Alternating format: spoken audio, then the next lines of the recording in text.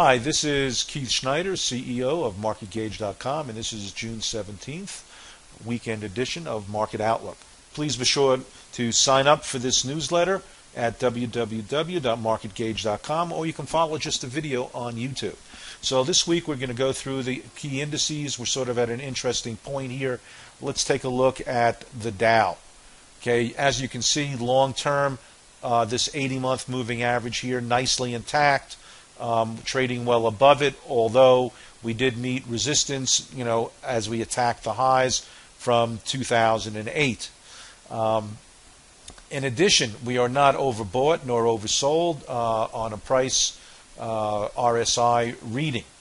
But looking at the overall pattern here, you can see we closed actually for the first time in quite a while above the 50-day moving average, which is sloping down. So now, because we have not closed two closes above that downwardly sloping 50, we would have what we call an unconfirmed bullish phase, although it would be weak because of that slope of that 50-day moving average.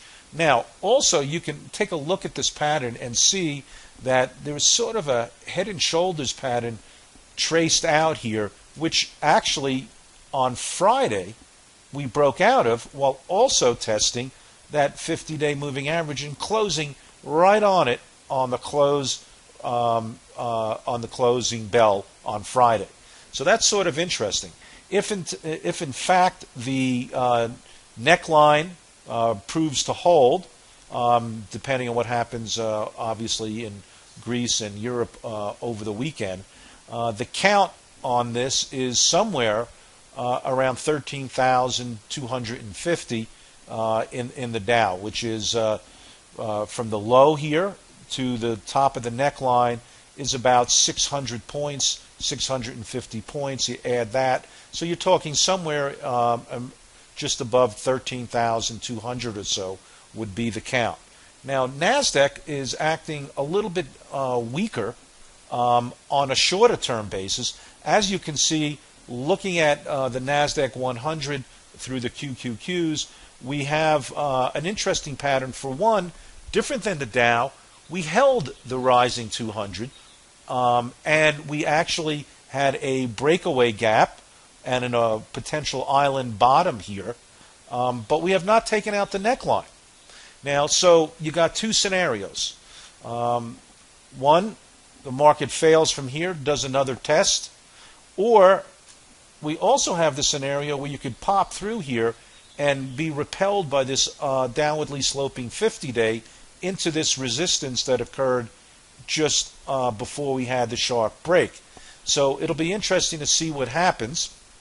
If you look at the market internals, you can see that we've done we've improved quite a bit over the last week and a half, where we were trading over the 200-day moving average. We actually moved back down, which is a good intermediate to longer term indication that the volatility or the fear index is subsiding, and we're sitting right at that critical 50-day moving average. So if we can get a rally, blow through this, it would be another upgrade to the overall market internals looking at the VIX. At this point, we're still trading in the sort of middle of the Bollinger Bands, which is this darker green and the red line here, and just holding that 50-day moving average. So definite upgrade over the last couple of weeks as we've been entering this bounce. And it'll be interesting, because if we can get under that 50-day moving average, start moving down here, you can see that the fear will be subsiding. Now, one thing that definitely it takes important consideration is the fact that the market internals are getting rich. Remember, we had pointed out that we were a bit oversold. We had this situation here where the market had that 270-point drop one day, followed through.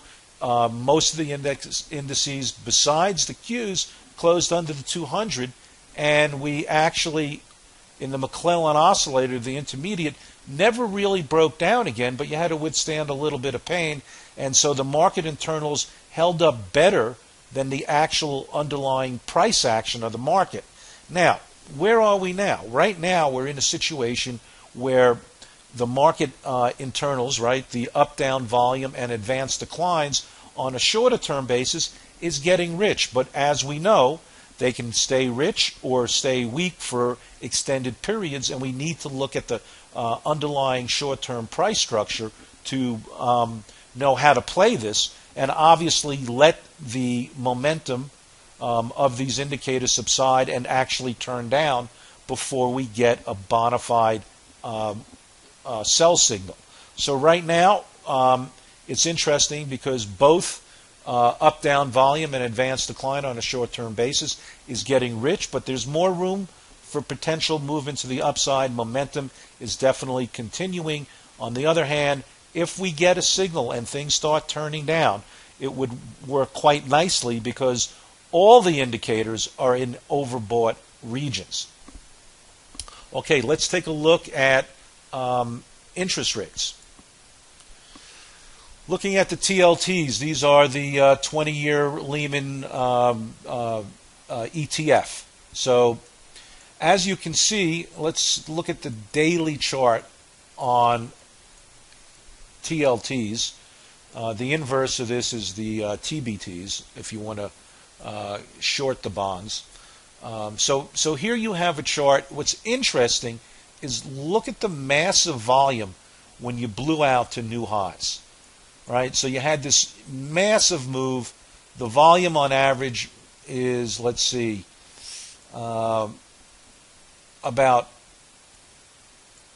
9 million. We traded up to 30 million, right? So we had over 300% greater than normal volume for a for bonds on this rally here, and then you sort of had that inside day paused and a reversal signal.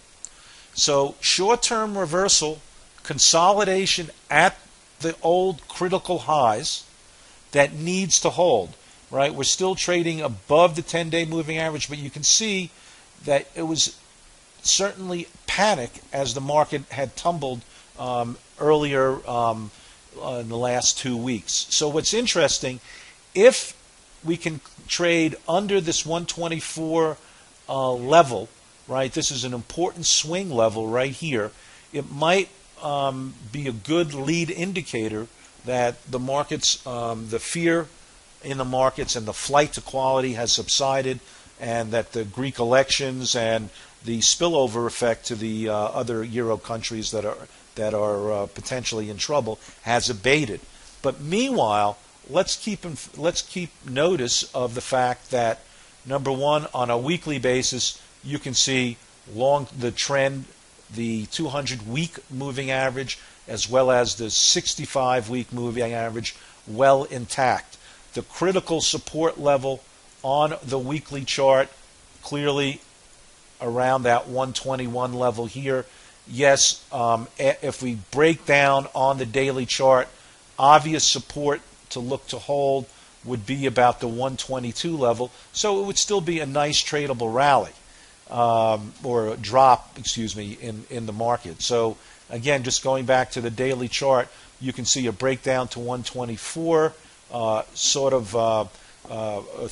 124 would be important. But we do have longer term support around that 120 to 122 level, and if we breach that, you might say that this huge rally in the bond market is over, and that was a blow off top. Meanwhile, there's lots of talk about how there's really a lack of supply out there for U.S. bonds, and as the U.S. government has not been issuing them as they had in the past, certainly not the 30 years, and so there's not a lot to go around, and a lot of foreign sovereign funds buy these bonds, put them away, and now they're off the market. So there's a limited supply of these bonds across the board. So you have this anomaly where we have, huge debt, great deficits and not a lot of available supply. So it's structurally in the market, it's sort of strange and different, and it'll be interesting to see how this plays out. All right, well, that's it for this week, and we got some very, very interesting points to play out.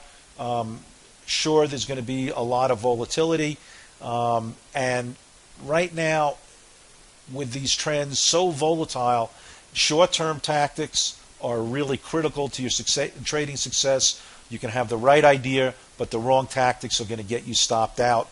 So, if you want to follow us, we have several services.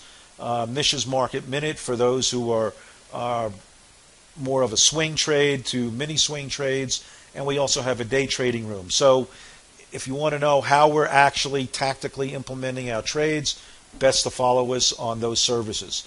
Have a great weekend. Bye for now, and thanks for watching. This is Keith Schneider, CEO of MarketGauge.com, and June 17th, Market Outlook. Thanks.